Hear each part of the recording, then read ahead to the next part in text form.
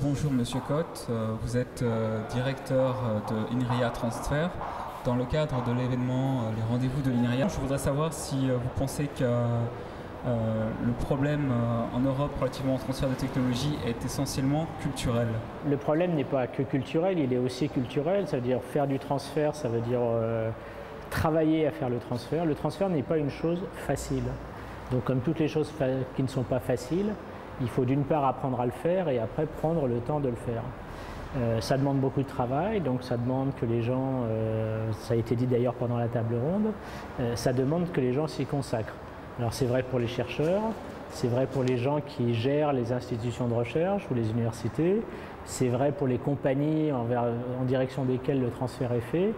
Tout cela prend du temps, donc ça demande de la connaissance mutuelle, de la confiance et puis surtout la volonté d'aboutir à quelque chose.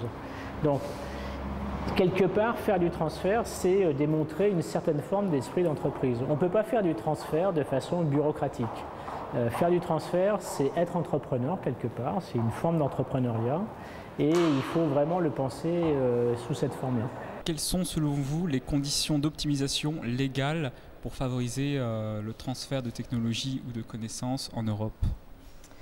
Alors, comme d'habitude, quand on parle de l'Europe, ça dépend, est-ce que c'est le transfert dans toute l'Europe? Est-ce que c'est dans le transfert dans chaque État membre de l'Europe?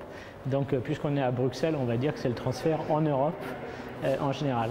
Je crois qu'une chose qui a été dite qui est très importante, c'est, moi je suis convaincu qu'une bonne partie du transfert de technologie se fait par des jeunes entreprises qui sont issues du monde de la recherche et que ces jeunes entreprises trouvent leur marché en Europe.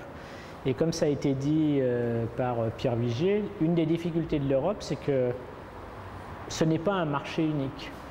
Pour une entreprise qui est née en France, travailler en Allemagne, venir travailler en Allemagne, venir faire son métier en Allemagne, c'est parfois aussi compliqué que d'aller directement aux États-Unis. Comme le marché est beaucoup plus grand, la société qui est née en France, eh ben, elle va aux États-Unis, la société qui est née en Allemagne va aux États-Unis, la société qui est née en Angleterre va aux États-Unis, et moralité présente sur le marché américain, la probabilité qu'elle se fasse racheter par une société américaine augmente d'autant. Donc on a un paradoxe fort, c'est qu'aujourd'hui, une société qui fait de la technologie, elle a besoin d'un grand marché. Le marché américain, c'est 250 millions de personnes, mais c'est un marché unique. Le marché français, pour atteindre ce niveau-là de 250 millions de personnes, ça veut dire c'est au moins 3 ou 4 des grands pays. Et donc ça veut dire pour une jeune société, apprendre 4 régimes sociaux, 4 droits fiscaux, 4 droits sociaux, 4 cadres juridiques, etc., etc. Et donc là, il y a une barrière d'entrée qui est vraiment un sujet important.